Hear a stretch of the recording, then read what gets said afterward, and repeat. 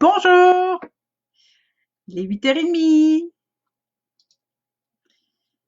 Je vous attends. Bienvenue tout le monde. On va commencer sous peu.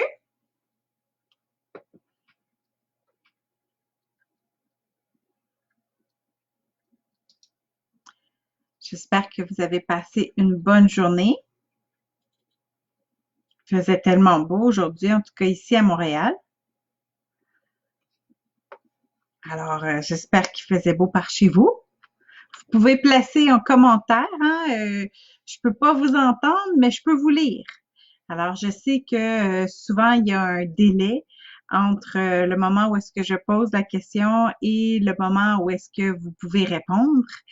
Mais gênez-vous pas, à chaque fois que vous avez des commentaires, écrivez-les, ça va me faire plaisir de pouvoir les lire et les partager à d'autres personnes aussi.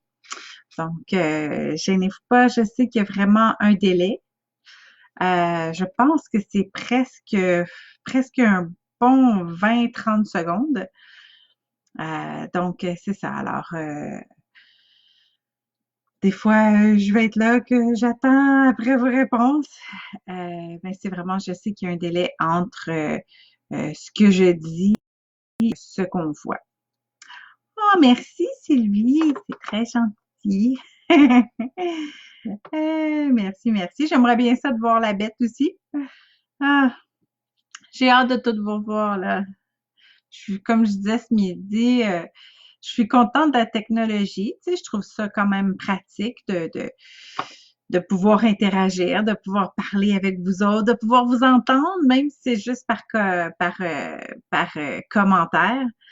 Euh, mais c'est rien comparé au de vive voix puis de vous rencontrer et tout. Alors, j'espère bien que là, quand il a décidé de, excusez, je me verse de l'eau. Euh, alors, j'espère effectivement que là, la date limite qu'il nous a donnée, c'est bien la date limite. Puis que là, on va pouvoir se voir après. Parce que, bonjour Karine! Comme j'ai dit, désolée du délai, je pense que entre le moment que je lis le message et que vous avez ma réponse, c'est quasiment un 30 secondes, là. Mais c'est correct, on va y arriver. Bon, je laisse 2-3 minutes de plus pour laisser aux gens le temps de me dire bonjour, pour me dire qu'on est bien là et on va commencer. Le thème de notre étude aujourd'hui, c'est après.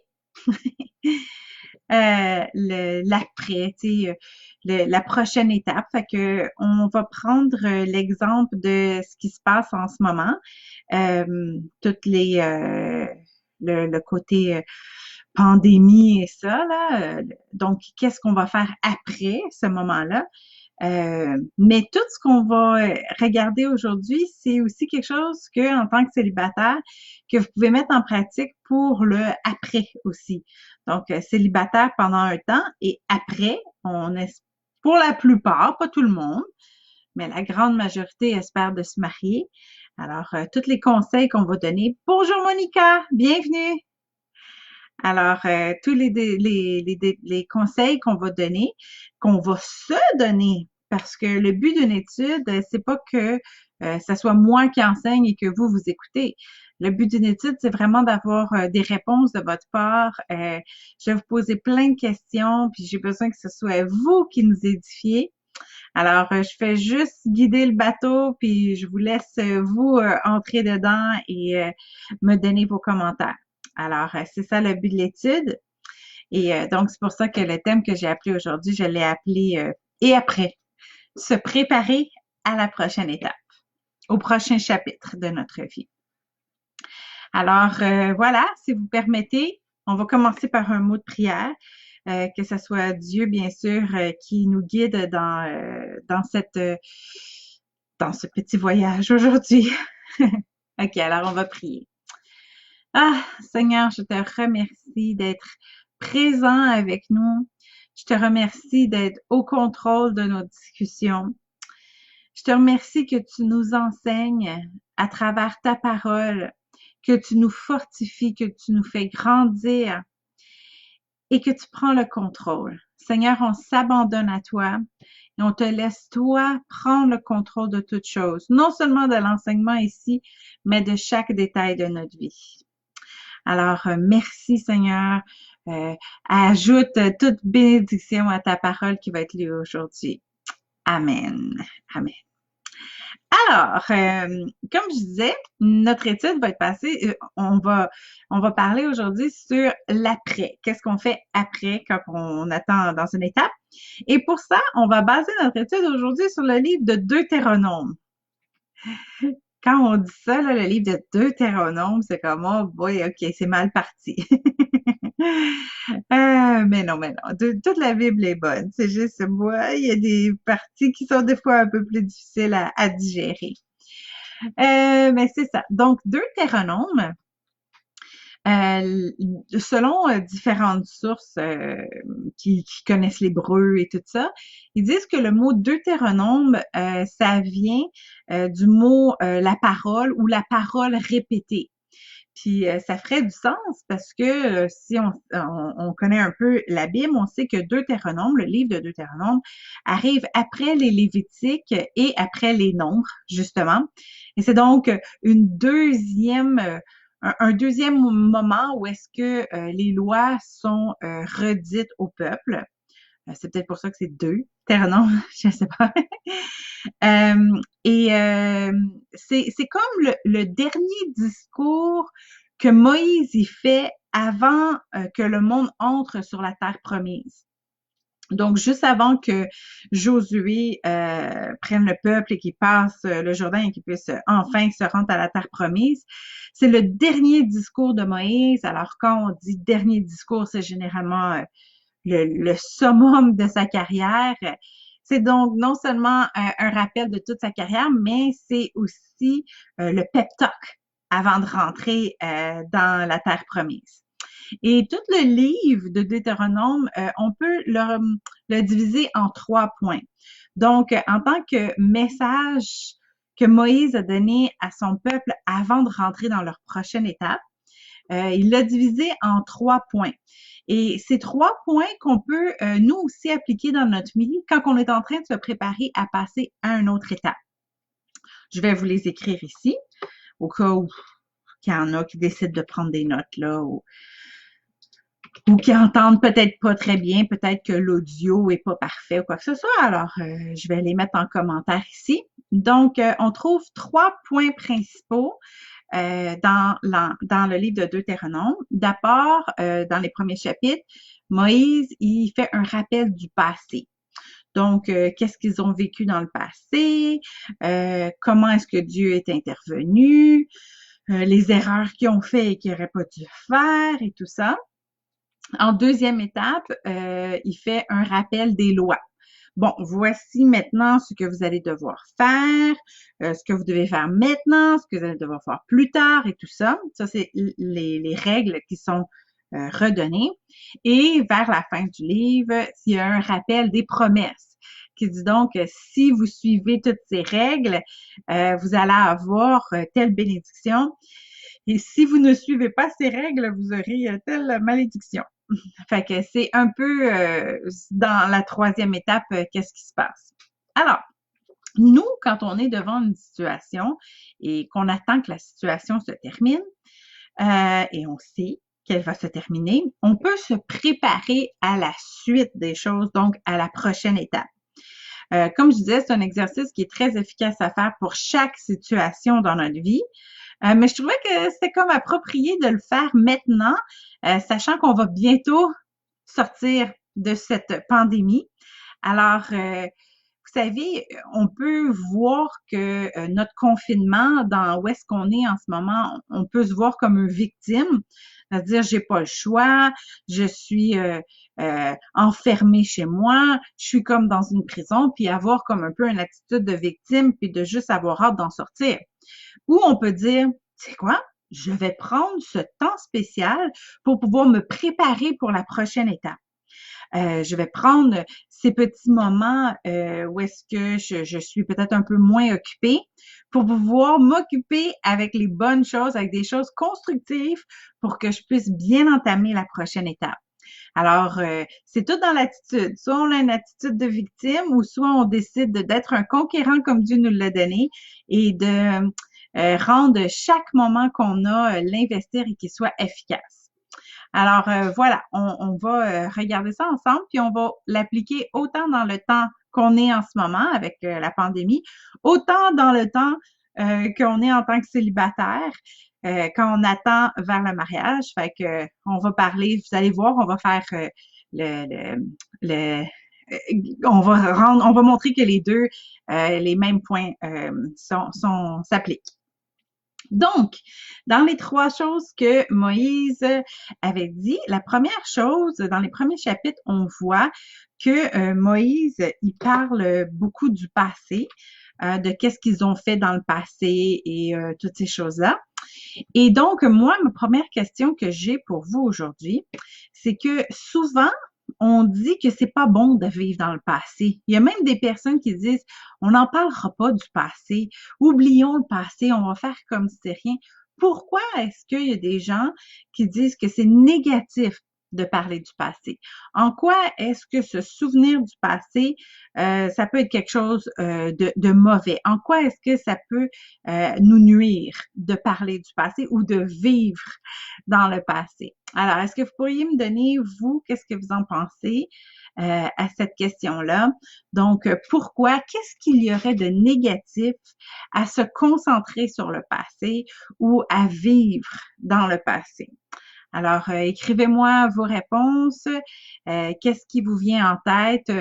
Qu'est-ce qui serait négatif à l'idée de parler du passé ou de se concentrer juste aux choses du passé ou quoi que ce soit?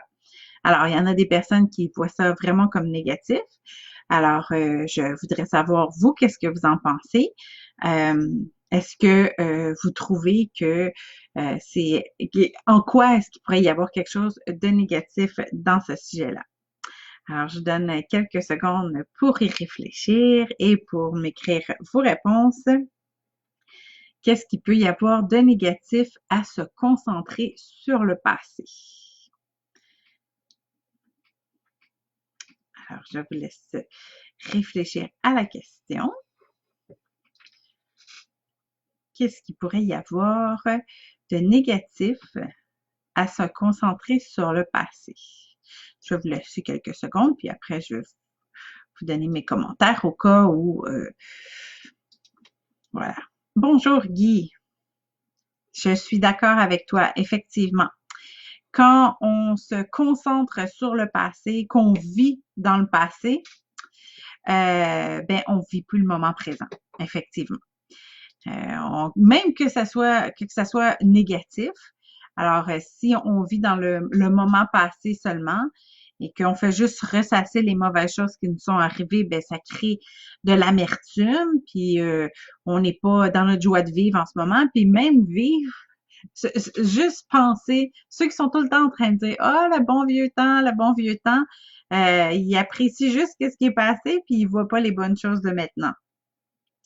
Ah, Monica, tu dis que toi, tu verrais ça comme une perte de temps et je suis tout à fait d'accord. Encore là, tu profites pas du présent. Effectivement. Alors, quand on se concentre ou qu'on vit dans le passé, des fois, on s'en rend pas compte, hein. Des fois, c'est un petit peu sournois. Des fois, on s'entend pas parler. Puis c'est d'autres personnes qui vont nous dire autour de nous, ben là, arrête de parler du passé. Alors, c'est bon d'écouter qu'est-ce que les autres disent. Mais oui, effectivement. Donc, ce que je disais, c'est que il y a du négatif à vivre dans le passé. Mais il y a effectivement des choses positives parce que Moïse, il l'a fait lui-même. Moïse, il a pris le temps de rappeler les choses qu'ils ont faites dans le passé. Alors, c'est sûr qu'il y a aussi des avantages. Alors, c'est ma deuxième question. Il y en a qui m'ont devancé. C'est correct aussi parce que vu que les réponses vont pas aussi vite, c'est correct de me devancer aussi. Mais c'est évidemment pas dans un sens négatif que la Bible parle du passé.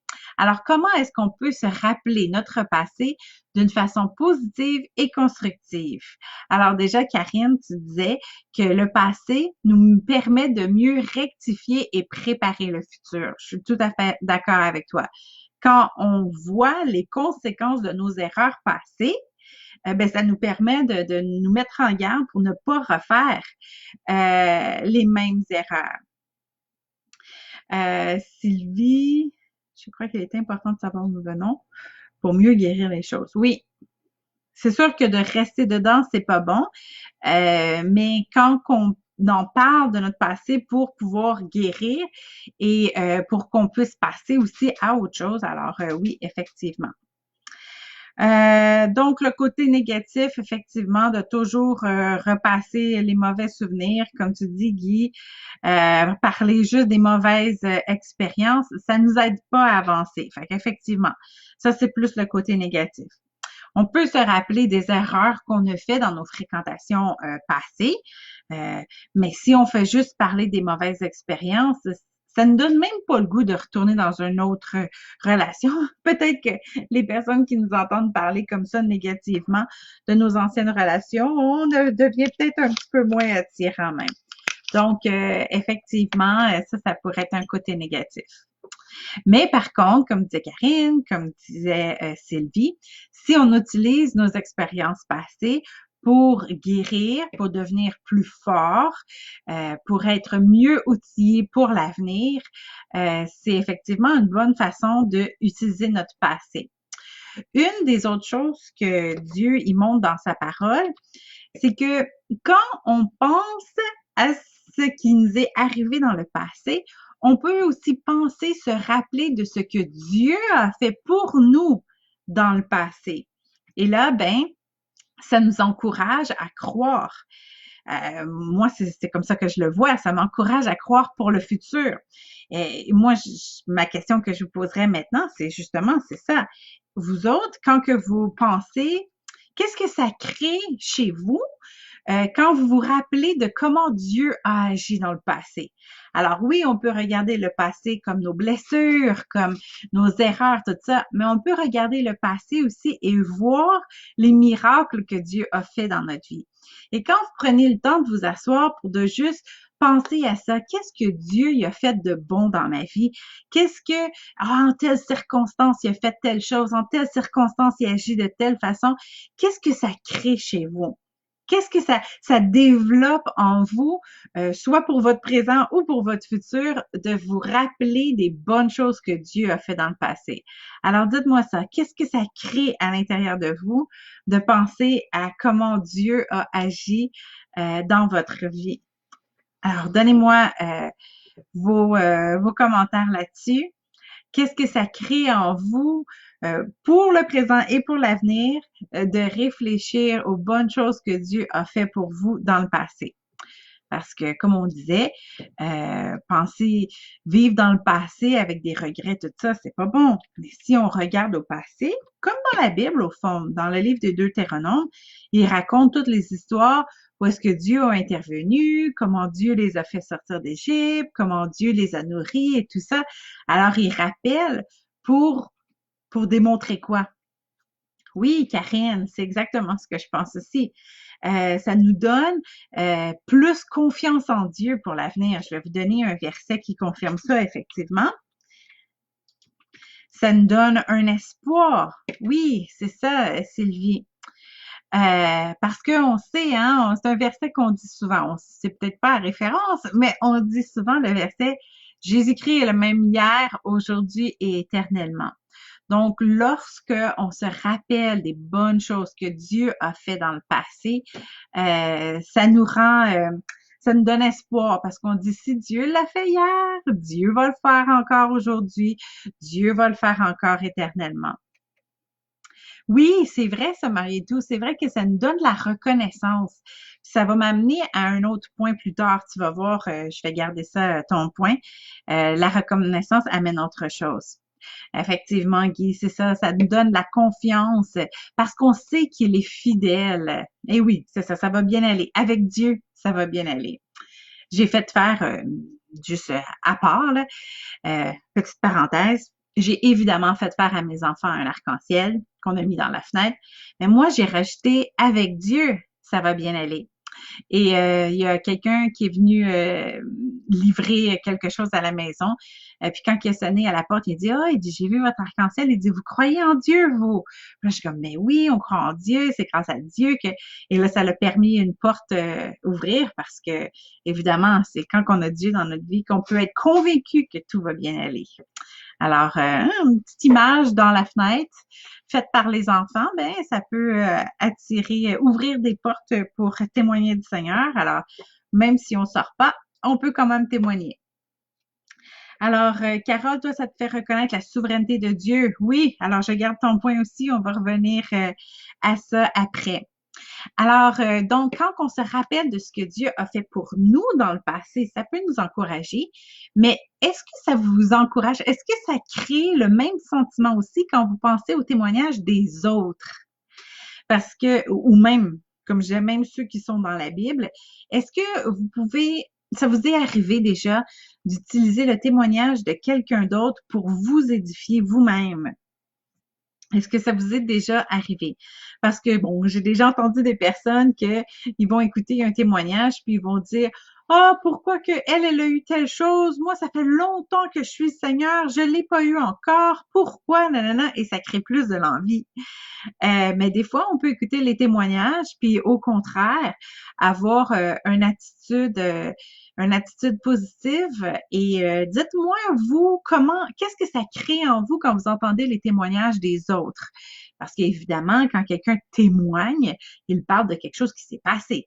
Alors, on parle encore du passé. On est encore dans la première étape qui est de penser au passé. Alors, en quoi est-ce que ça vous édifie ou qu'est-ce que ça crée à l'intérieur de vous d'entendre le témoignage des autres? Alors, dites-moi ce que vous, ça crée en vous d'entendre le témoignage des autres. Comment que vous vous sentez quand que quelqu'un raconte son témoignage? Quelque chose qui vient, qu'est-ce que ça vous permet à vous de comment vous allez voir votre propre vie à la lumière des autres. Est-ce que ça vous influence ou au contraire, ça peut peut-être vous frustrer?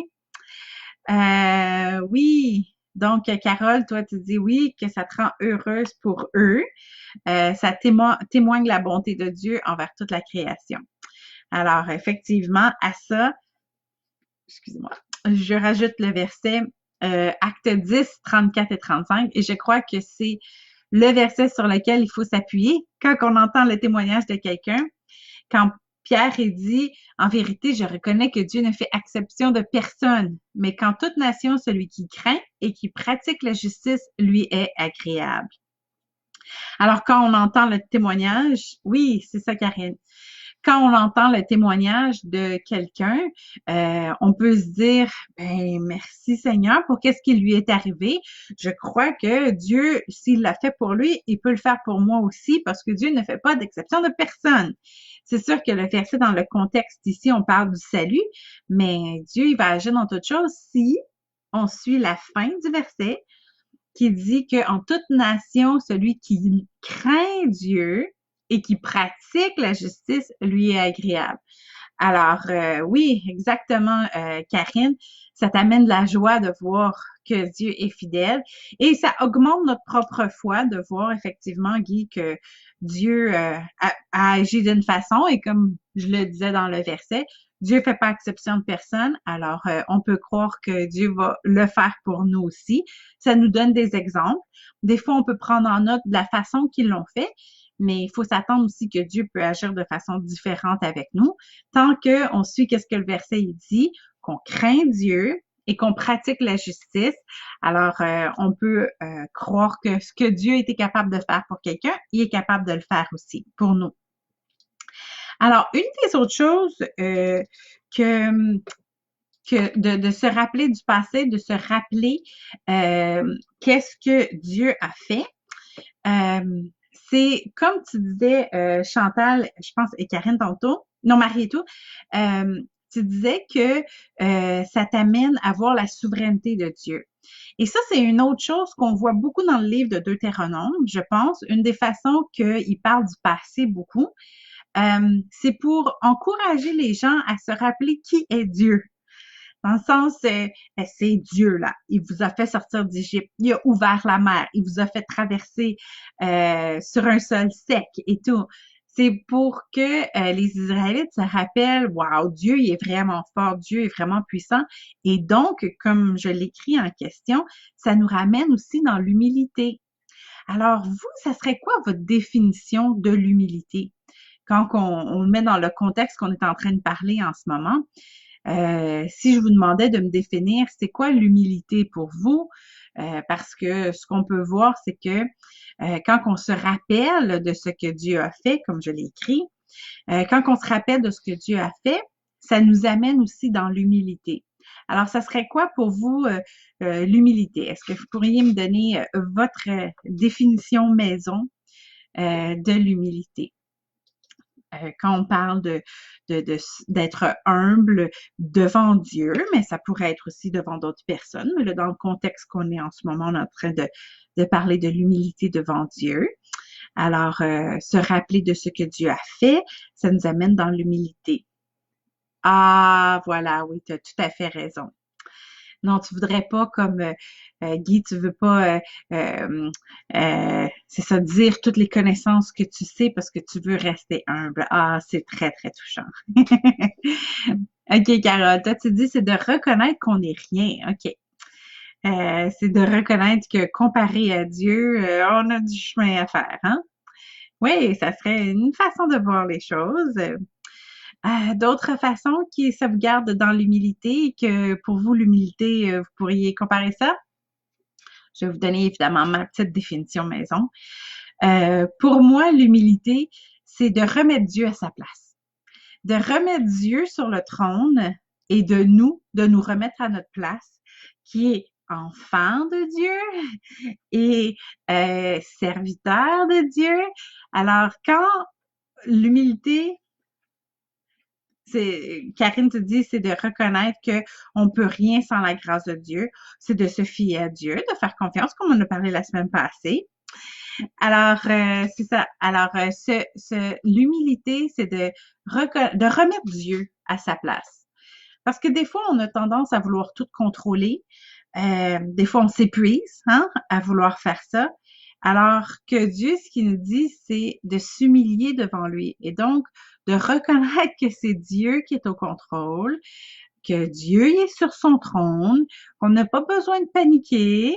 Il n'y a rien qui est en dehors du contrôle de Dieu. C'est Dieu qui va avoir le dernier mot, comme dans toute chose. Alors, c'est ça. Alors, quand on s'humilie devant Dieu, c'est de le laisser, c'est ça, comme tu dis, Karine, c'est de laisser Dieu s'en occuper. Et un peu comme disait Guy, l'évêque, quand on lui fait confiance, quand on s'humilie, quand on s'humilie devant Dieu, ça nous permet de lui faire confiance et de l'écouter. De là revient le verset que j'ai donné tantôt. Alors, c'est quand on craint l'Éternel, que les choses, les bénédictions arrivent dans notre vie. Ça dit qu'on a la faveur de Dieu. Alors, c'est ça. Alors, on commence à lui faire confiance, on commence à l'écouter. Alors, si je reviens à tout jusqu'à présent, dans la première étape dans Deutéronome, c'est se rappeler du passé. Se rappeler du passé pour les bonnes choses que Dieu a fait dans notre vie ou dans la vie des autres, pour être confiant pour le futur, mais en même temps pour nous aider à reprendre notre place. C'est se rappeler des erreurs qu'on a fait dans le passé pour ne plus les refaire. C'est aussi c'est d'apprendre aussi même des erreurs des autres et c'est de se replacer. Alors, je vais vous demander, dans le contexte qu'on est en ce moment, dans le contexte de pandémie là, qu'on est on est dans ce moment, qu'est-ce que, si on se rappelle du passé, qu'est-ce qu'on pourrait se rappeler dans notre passé qui pourrait nous encourager dans qu'est-ce qu'on vit en ce moment et dans l'idée que ça va finir un jour. Alors, quand le monde dit, ah, ça va bien aller, ben, sur quoi qu'ils se basent? Eux, peut-être sur autre chose, mais vous, là, toi, personnellement, quand que tu te dis dans ton cœur, ça va bien aller, tu te bases sur quoi dans le passé? Que Dieu a fait dans ta vie dans le passé qui te confirme euh, que Dieu va être là, que ça va bien aller? Qu'est-ce qui t'encourage aujourd'hui quand que tu regardes à ton passé par rapport à la santé, par rapport à la panique qui règne autour et tout ça? Toi, qu'est-ce qui t'amène quand que tu penses à ton passé ou au passé des autres, hein, comme on parlait, ça peut être des témoignages de d'autres personnes. Qu'est-ce qui dans le passé, te rappelle de qu'est-ce que Dieu peut faire maintenant? Alors, qu'est-ce que, euh, qu'est-ce qui t'est arrivé peut-être dans ton passé? Quels témoignages pour toi ou des autres peuvent t'aider à être encouragé aujourd'hui pour la situation présente et pour la fin de toute cette saga? Qu'est-ce qui t'encourage? Je vais vous donner qu'est-ce qui peut vous encourager. Je vais prendre une petite gorgée d'eau parce que je parle beaucoup, trop. Non, trop. Ouais.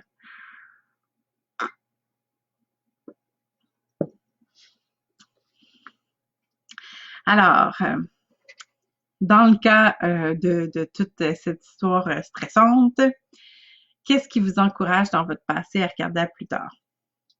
Ben, on l'a dit un petit peu tantôt, mais je vais le répéter. Tous les miracles que Dieu a fait à date, tout au niveau de la santé, peut-être que vous avez déjà vécu ou vu ou entendu des personnes être guéries de quoi que ce soit. Toutes les fois où est-ce que vous avez peut-être eu crainte que quelque chose de terrible arrive, finalement Dieu vous a montré sa fidélité. Alors, toutes ces choses-là, c'est des choses qui sont arrivées dans notre passé qui peuvent nous encourager aujourd'hui dans qu'est-ce qu'on avance, dans qu'est-ce qu'on vit en ce moment, de se dire, Dieu était avec moi, Dieu a fait des miracles dans ma vie avant, il est arrivé telle ou telle chose. Et voilà. Alors, c'est des choses qui peuvent nous encourager. Et je voudrais reprendre le même exemple. Maintenant, vous demandez, quand on parle de votre célibat, donc, dans le cas de votre célibat, excusez, la chaise à craque. Dans le cas du célibat, qu'est-ce que vous pouvez vous rappeler de votre passé pour être encouragé aujourd'hui? Donc, on a parlé de plein de choses tantôt quand on a parlé du passé. On a parlé des témoignages, de choses que Dieu a faites dans notre vie. Ça peut être dans d'autres domaines, mais quand même. Des témoignages des autres. Alors, de tout ce qu'on a parlé à date, vous, qu'est-ce qui peut vous encourager dans le passé? Oui, Monica, la fidélité que tu as vue de ton père, ça t'encourage à croire que Dieu va le faire.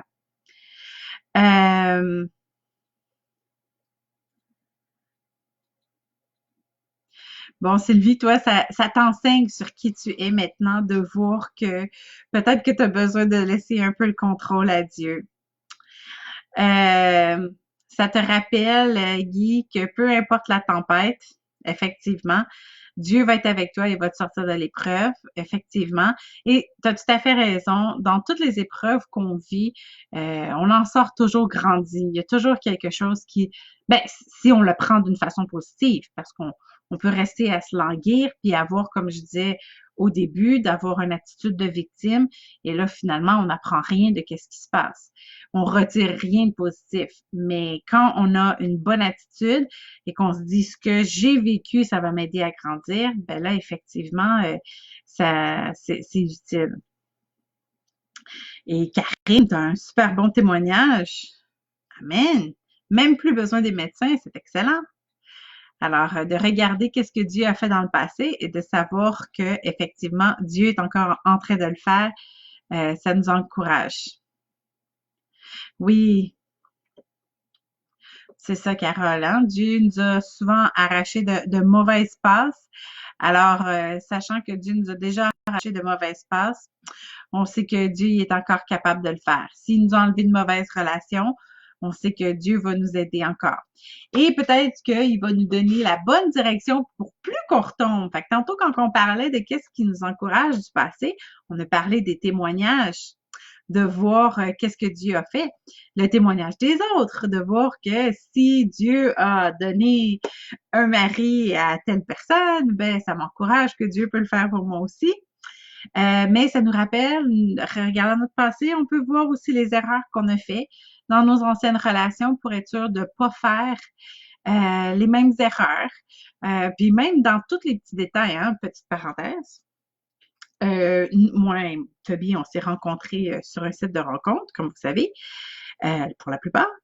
Et évidemment, j'avais déjà discuté avec un autre homme avant et j'avais été faire une première rencontre avec cet homme-là et j'ai fait, comment on appelle ça, quand on revient de la rencontre, j'ai comme regardé qu'est-ce que j'avais fait de bien, qu'est-ce que j'avais fait de bien. Puis une des choses que j'avais pas fait de bien, que je trouvais, c'est que j'avais pas été vraiment moi-même. J'avais tellement essayé de montrer une image parfaite que j'avais pas été 100% moi-même. Fait que je m'étais dit la prochaine fois puis cette première rencontre-là que j'avais fait, pour moi, ça avait super bien été. On s'était rencontrés au début novembre. Moi, j'étais vraiment excitée, là. J'étais comme, wow, c'est vraiment un homme formidable et tout ça. Puis, j'ai envoyé des messages après. Les réponses étaient très froides. Et après, les réponses ne venaient plus du tout. L'arrivée à Noël, je lui ai envoyé un message de Joyeux Noël. J'ai eu une réponse une semaine plus tard, très courte. Fait que j'ai été très déçue dans cette histoire-là. Puis 3 semaines plus tard, c'est là que je rencontrais Toby.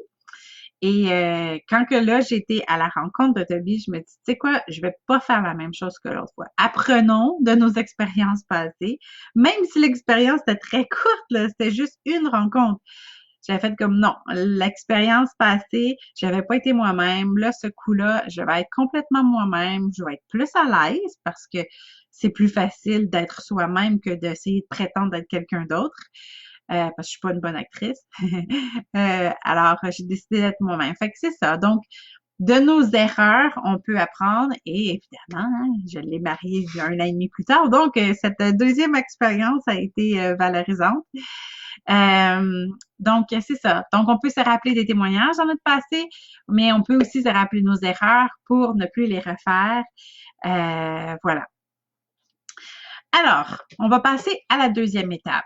Donc, la première étape qu'on peut prendre quand on est sur le point d'entrer dans une nouvelle situation, c'est de voir que de notre passé, voir un témoignage, se fortifier de ce qui s'est passé. Deuxième étape, c'est de se rappeler des lois de Dieu. Bon, là, il y en a toujours qui disent, ouais, mais là, on n'est plus sous la loi, on est sous la grâce et tout.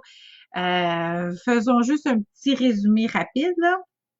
Quand on parle de on n'est plus sous la loi, ça veut dire qu'on n'a plus besoin que suivre la loi ne va pas nous sauver. Ça dit clairement dans Éphésiens 2:9 que c'est pas la loi qui sauve, c'est la grâce de Dieu.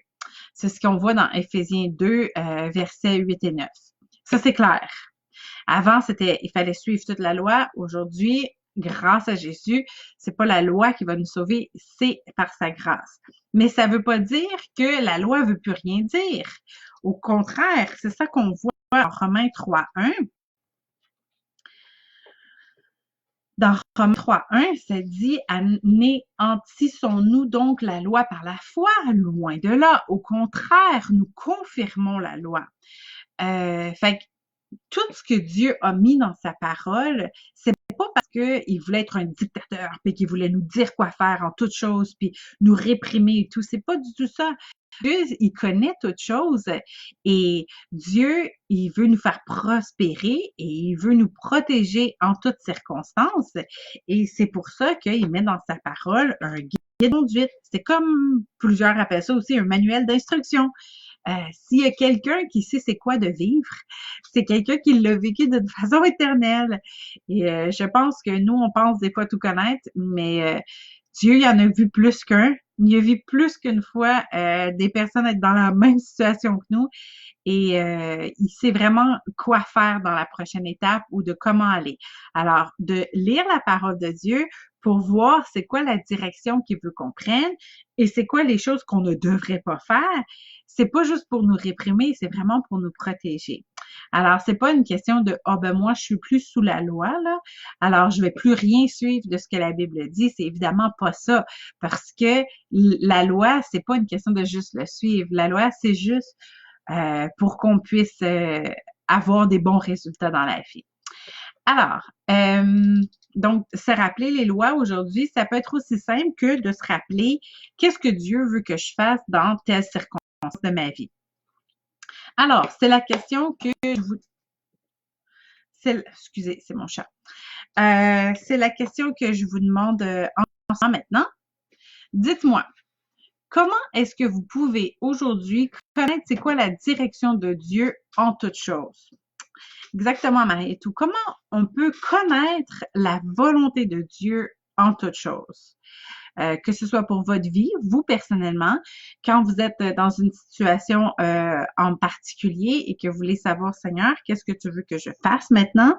Ou si vous entreprenez quelque chose et vous voulez savoir de quelle façon suivre la volonté de Dieu, dites-moi, vous, personnellement, comment est-ce que vous faites pour connaître la direction de Dieu en toutes choses dans votre vie? Alors, je vous laisse attendre. Ah, évidemment, hein? Il y a quelqu'un, exactement, Karine, en étudiant la parole de Dieu. Des personnes qui disent, ah oui, mais comment on entend Dieu? Ben, écoute ce qu'il dit. Dieu me parle pas, ben, ouvre sa parole. Et j'aime la façon dont tu l'as dit, Karine, c'est pas juste de lire la Bible, mais de vraiment l'étudier, de sonder, de lire la Bible, de reprendre juste un passage, de voir qu'est-ce que ce passage m'enseigne.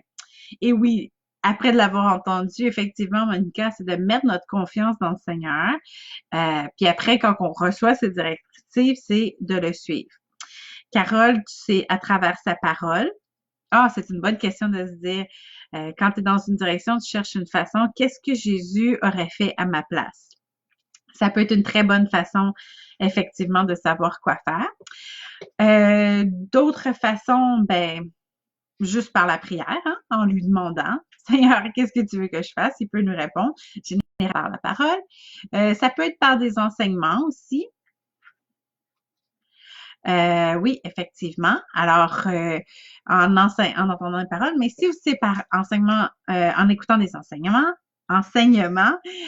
prenez vraiment toujours le temps aussi de vérifier dans la parole de Dieu qu'est-ce que dit l'enseignement et de pas juste dire, ah, si le pasteur le dit. Non, non, il faut que ce soit qu'est-ce que la parole de Dieu a dit.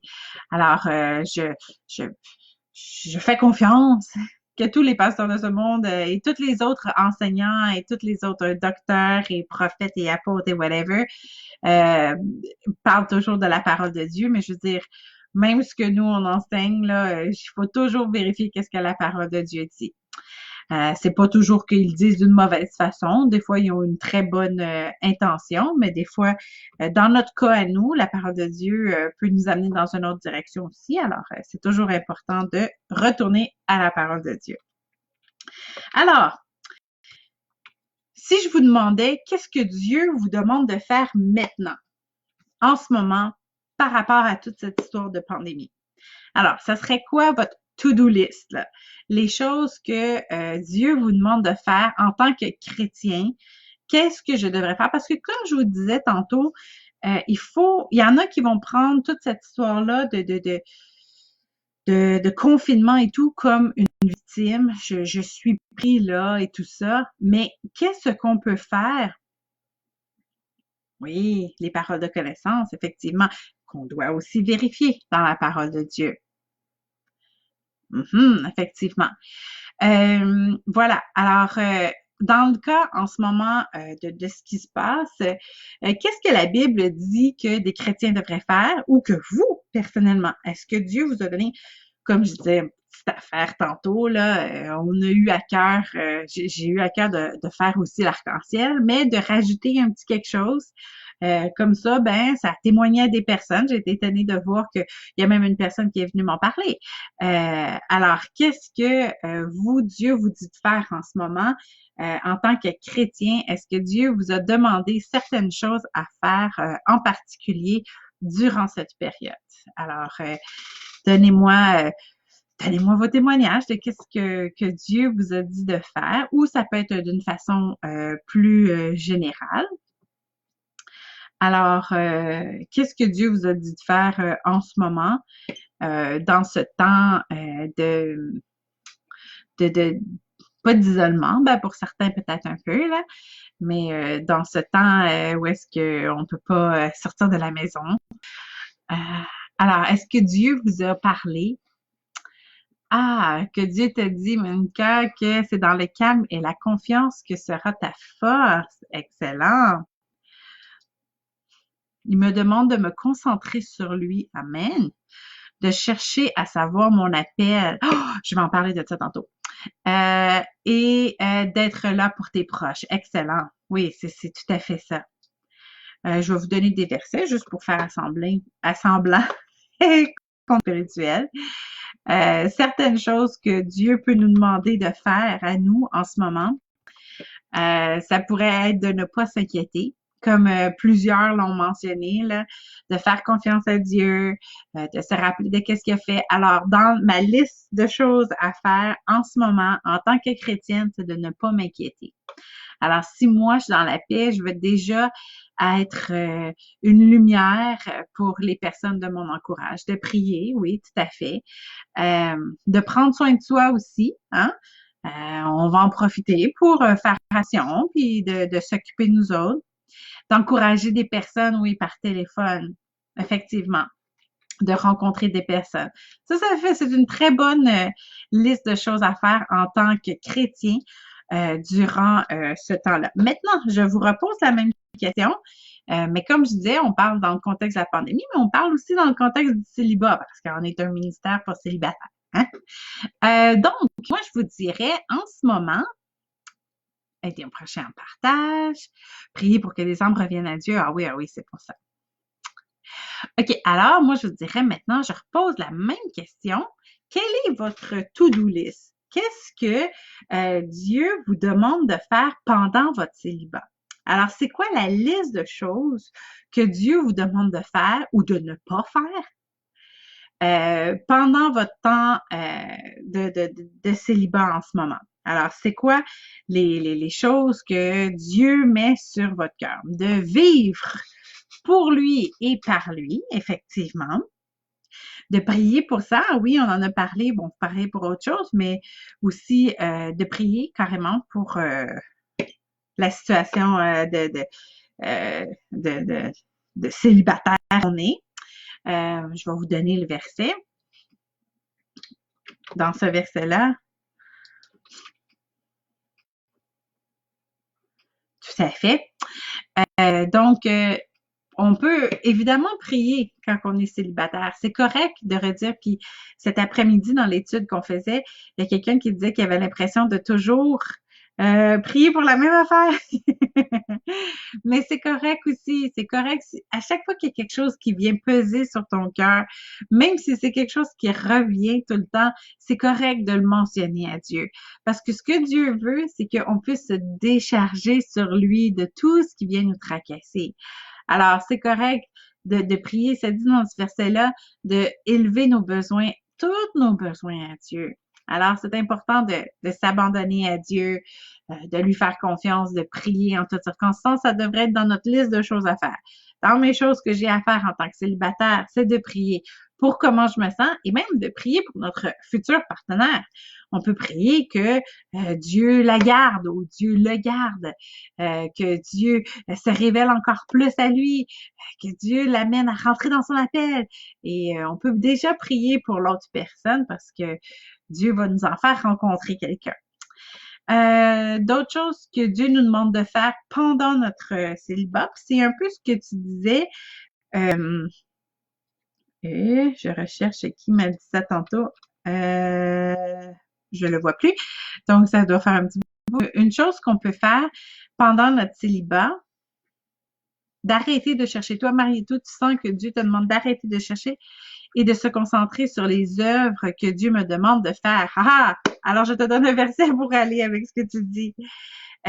Oui, tu vois, dans 1 Corinthiens 7, 32, ça dit « Celle qui est mariée s'occupe des choses de ce foyer, alors que celle qui n'est pas mariée peut s'occuper des affaires du Seigneur. » Et je pense que c'est important. Et je pense que des fois, même moi, je suis tombée là-dedans. J'ai peut-être utilisé trop le mot le mot appel, puis que ça semblait une affaire loin dans notre vie et tout ça.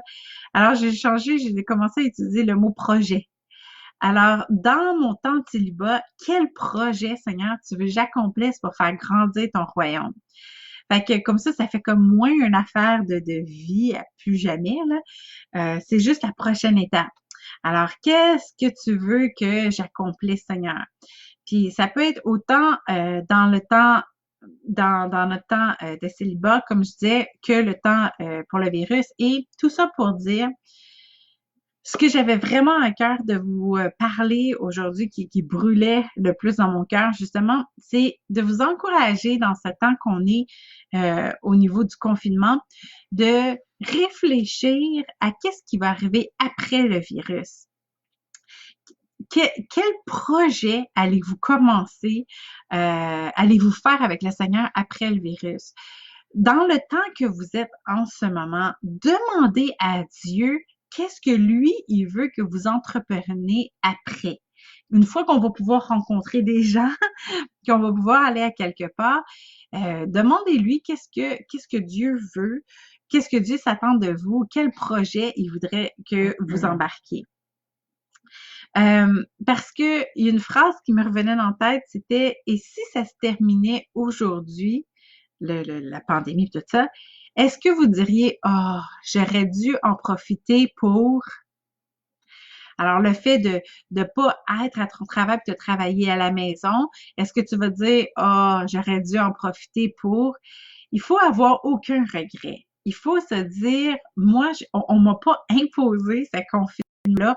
Moi, je prends possession de ce confinement-là pour pouvoir me préparer à quelque chose de grand pour le Seigneur. » Alors, demandez à Dieu quel projet vous allez entreprendre après et préparez-vous. Je donnais comme un exemple très simple. Là. Mettons que Dieu vous met à cœur d'aller, je sais pas, aider les sans-abri. Bon, Dieu vous dit, c'est vraiment quelque chose qui brûle dans votre cœur d'aller aider les sans-abri.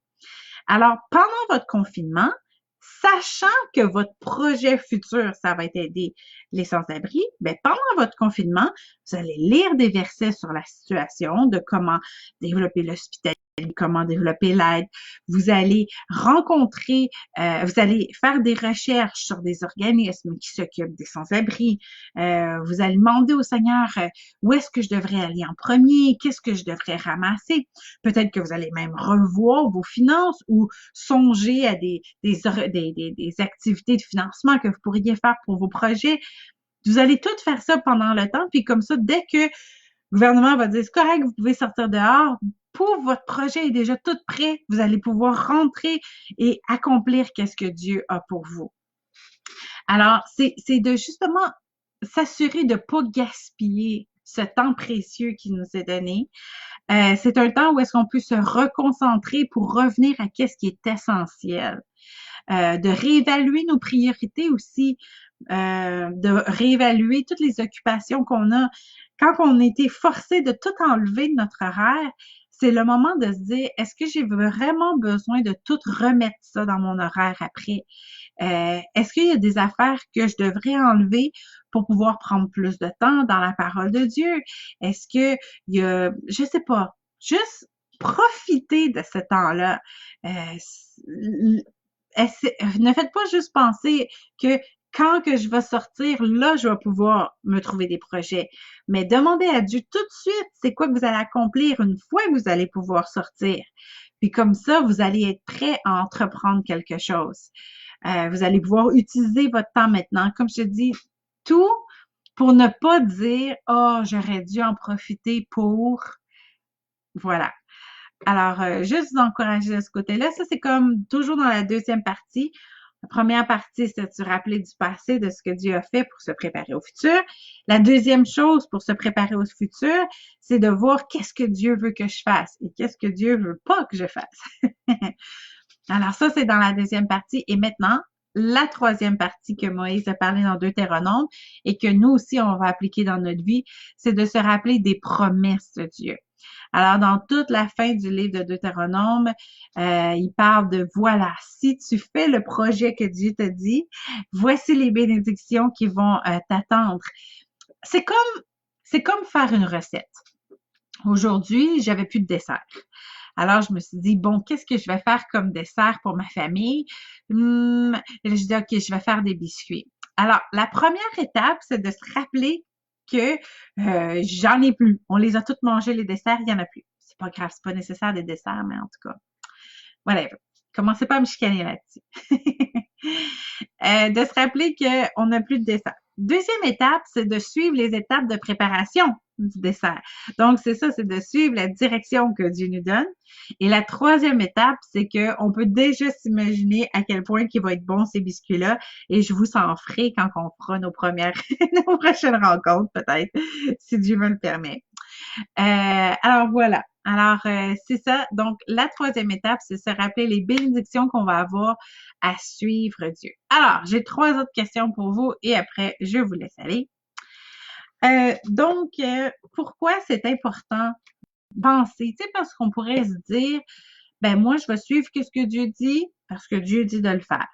Ou on peut dire, moi, je vais suivre ce que Dieu dit en gardant en tête les promesses qui sont reliées à cette directive. Alors, pourquoi c'est important de garder en tête les promesses que Dieu attache à sa direction? C'est quoi que ça crée à l'intérieur de vous de garder en tête ces promesses? Évidemment, on suit pas Dieu pour les bénédictions, mais il y a des bénédictions qui sont quand même attachées à notre obéissance. Alors, pourquoi pour vous, ça serait important de réfléchir à ces promesses-là, à garder notre attention sur ce que Dieu nous promet à chaque fois qu'on suit cette direction? Alors, dites-moi, en quoi est-ce que méditer les promesses de Dieu? Donc, pas juste de lire sa direction, mais de voir aussi c'est quoi les promesses que Dieu attache à cette direction. En quoi est-ce que vous trouvez ça important, si vous trouvez ça important? Hein? Est-ce que vous trouvez ça important? Et si oui, pourquoi? En quoi est-ce que ça vous encourage de connaître les promesses de Dieu quand on suit sa direction? Alors, dites-moi, qu'est-ce que ça crée chez vous quand que vous lisez les promesses de Dieu? Ça crée l'espérance et ça crée la persévérance, effectivement. Il n'y a rien de plus, je dirais, de plus motivant que de savoir les réponses que Dieu peut nous donner, effectivement.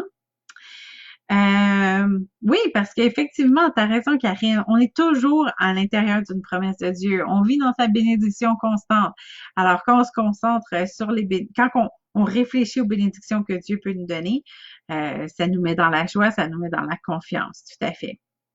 Alors, ceci étant dit, donnez-moi donc des promesses que Dieu vous a données pour passer au travers de ce confinement. Alors, on voit là, tout le monde, il y a beaucoup de panique partout. Tout le monde sont extrêmement stressés dans ça. Est-ce que Dieu vous a donné à vous des promesses pour passer au travers de ça? Bon, je sais, il y a beaucoup de personnes qui parlent du psaume 91. C'est effectivement un psaume formidable dans la situation qu'on vit. Mais est-ce que vous avez d'autres promesses que Dieu vous a données? Que quand vous sentez le stress monter à l'intérieur, quand vous entendez des mauvaises nouvelles et tout ça, sur quelle promesse est-ce que vous vous appuyez pour ravoir de l'espoir, pour ravoir de la confiance? Nommez-moi des promesses que Dieu vous a données pour passer au travers de ce temps de confinement, pour pas être submergé par la panique mondiale.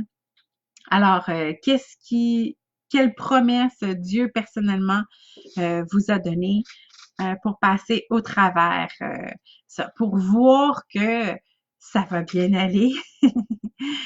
Alors, c'est quoi les versets qui vous encouragent dans ce sens-là? Je vais vous demander de me les donner. Comme ça, ben, s'il y en a qui ont besoin justement d'encouragement en ce moment, ben, ils vont pouvoir prendre en note tous les versets que vous allez donner. Il n'y a rien de mieux entre frères et sœurs de s'encourager les uns les autres.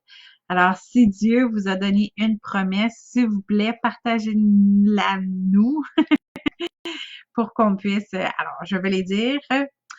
Je ne manquerai de rien, hein, dans le psaume 23, c'est Dieu est mon berger, je ne manquerai de rien. Alors, juste de se rappeler que Dieu est notre berger. Ah! Même chose pour Karine, hein, c'est le même esprit, c'est clair. D'avoir confiance en Christ et qu'il nous protège, oui, tout à fait. Le psaume 23, vous le dites tout de suite? Oh, je vais vous dire plus tard. Ah, je connais les projets que j'ai formés pour vous, des projets de bonheur et non de malheur, afin de vous donner un avenir et de l'espérance, dans Jérémie 33. Oui, effectivement, c'est une très bonne promesse. Ah, tu vois, il y a déjà quelqu'un qui a mis un cœur, qui trouve que c'est une bonne promesse, effectivement, à garder précieusement. Est-ce que vous avez d'autres promesses que Dieu vous a données pour vous encourager à passer dans ce temps de panique? Je vais le mettre pareil parce que c'est le temps de le dire. Au cas où vous ne l'auriez pas lu encore, vous pouvez relire ce psaume-là, évidemment. Et puisqu'on parle des promesses, c'était la troisième chose que Moïse avait dit à son peuple. La troisième chose, c'était de parler des promesses, que si on suit, voici ce que Dieu va nous donner. Maintenant, donnez-moi vos promesses en tant que célibataire. Ah oui, ça c'est un autre bon pour la pandémie, de voir que quand il y avait une tempête, Jésus était là et il les a aidés à passer de l'autre côté. Maintenant, en tant que célibataire, c'est quoi les promesses que Dieu vous a données qui vous encouragent quand vous pensez soit à votre futur mariage ou quand vous pensez à vos futures recherches, parce que ça peut même être au niveau des recherches. C'est quoi les promesses que Dieu vous a données pour vous encourager ou les directions que Dieu vous a données? C'est quoi les promesses sur lesquelles que vous appuyez pour être encouragé, pour être édifié, pour être rassuré aussi dans votre temps de célibat? Ça, c'est d'autres versets que peut-être des personnes ont besoin d'entendre. Peut-être que des fois, pour certaines personnes, le célibat est un peu lourd à porter. Alors, d'avoir les promesses que Dieu dit dans cette circonstance-là peut vraiment les encourager. Alors, donnez-moi les promesses que Dieu vous a données. Je vais prendre une gorgée d'eau. Je suis en train de m'étouffer.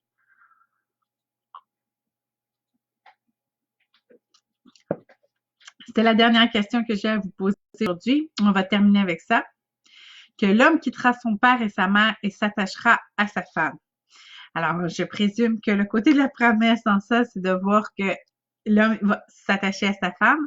Alors, c'est comme ça que Dieu te l'a montré, qu'il y a un homme, Karine, qui va vouloir s'attacher à toi et qui va avoir été inspiré par Dieu, effectivement, dans cette direction. Amen. C'est une belle promesse. Moi, je vais vous donner la mienne. Moi, ce que Dieu m'avait montré, c'est que j'allais être une aide. C'était la promesse que Dieu m'avait fait. C'est ça. J'avais été beaucoup dans ma vie quelqu'un qui était en charge de tout.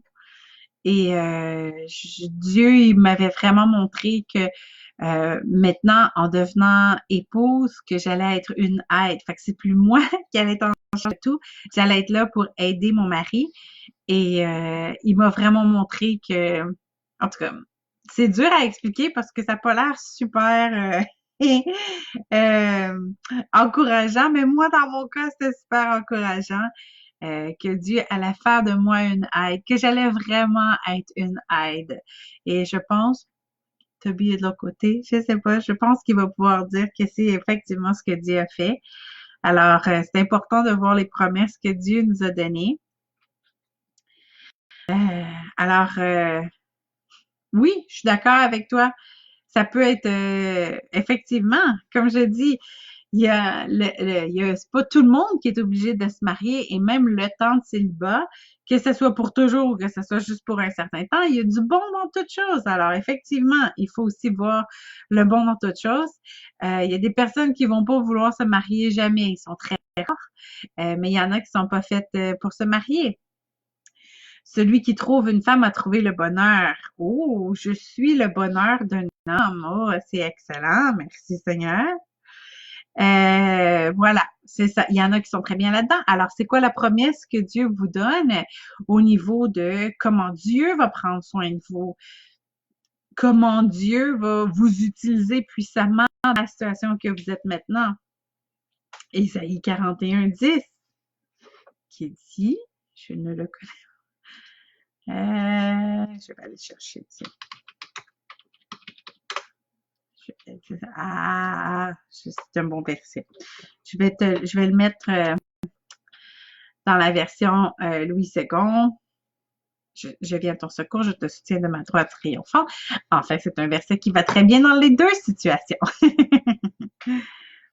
Alors, si Dieu vous a pas donné un verset, si Dieu vous a pas déjà donné une promesse, que si tu suis la direction de Dieu, voici ce qui va t'arriver. Voici la bénédiction qui sera attachée à la directive de Dieu. Si Dieu vous en a pas donné un, ben, ce soir, prenez un temps avec Dieu, puis demandez qu'il vous donne une promesse pour que quand vous allez suivre la direction que Dieu vous donne, que vous allez vous allez entrer dans sa bénédiction.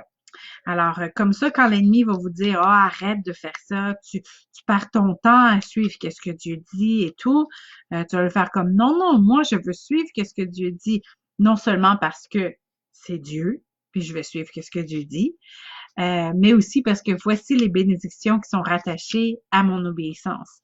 Et on peut lui rentrer ça dans la tête, là, puis là, il voudra plus vous achaler après, parce qu'il va avoir compris que vous appuyez sur la parole de Dieu.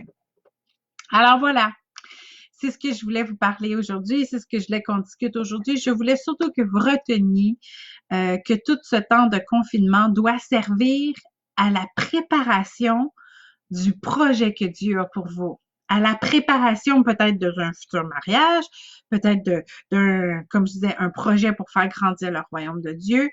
Il faut qu'on puisse sortir de ce temps de confinement en n'ayant aucun regret, en se disant, j'ai vraiment utilisé ce temps d'une façon constructive et maintenant, je suis prête à rentrer dans le projet que Dieu a pour moi.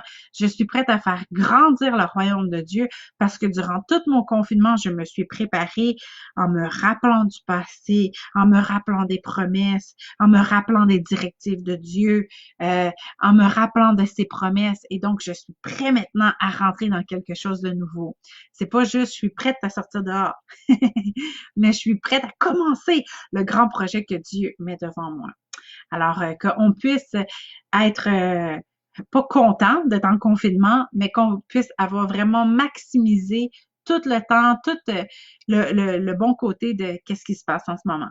Alors, c'est surtout ça, qu'on puisse en avoir une vision positive de qu'est-ce qui se passe. Alors, laissez-moi prier pour vous avant de vous quitter, pour que Dieu puisse être avec vous dans toute votre programmation de l'après, de qu'est-ce qui va se passer. Alors, Seigneur, je te remercie de ce temps qu'on a eu ensemble. Je te remercie pour tous ces bons échanges, pour toutes ces belles promesses, Seigneur, qui ont été données. Je te remercie de nous avoir édifiés et surtout, Seigneur, de nous amener dans un état de préparation pour qu'on puisse faire grandir ton royaume et qu'on puisse vraiment rentrer dans qu'est-ce que tu nous appelles à être, qu'est-ce que tu nous appelles à faire. Et Seigneur, on veut vraiment marcher dans ton plan en toutes choses parce qu'on sait que dans tous tes plans sont attachés des bénédictions et on veut rien manquer de ce que tu as pour nous. Alors, merci de nous guider en toutes choses. Je te prie aussi, Seigneur, pour chaque personne, chaque célibataire, ceux qui ont écouté cet enseignement, mais je prie aussi même pour ceux qui vont l'écouter en différé et même ceux qui ne l'écoutent pas. Bon, tous ceux, Seigneur Jésus, qui sont proches de ton cœur, je prie que tu puisses les protéger, que tu puisses les protéger de corps, qu'il n'y ait aucun virus qui puisse les toucher. Et je prie que tu puisses étendre cette protection sur la famille, Seigneur, pour qu'on soit reconnu, Seigneur, comme étant un peuple à part, un peuple protégé par toi. Seigneur, glorifie-toi par nos témoignages. C'est en ton nom qu'on a prié. Amen. Alors voilà, merci beaucoup d'être venu à ça. Merci beaucoup d'avoir participé. On pense être encore en confinement la semaine prochaine, alors on va peut-être en faire, pas peut-être, j'ai déjà un thème. Alors, je pense qu'on va faire un autre comme ça étude la semaine prochaine.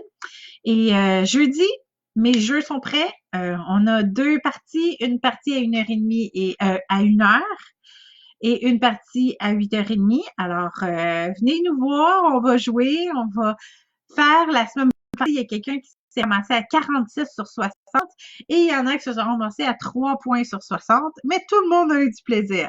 Alors, si vous avez la possibilité de venir nous rejoindre jeudi, même chose, même poste, même heure, même poste, même heure, même Facebook Live. Et voilà. Alors, prenez soin de vous d'ici là. Prenez un bon temps avec Dieu. Et si vous pouvez, on se retrouve jeudi.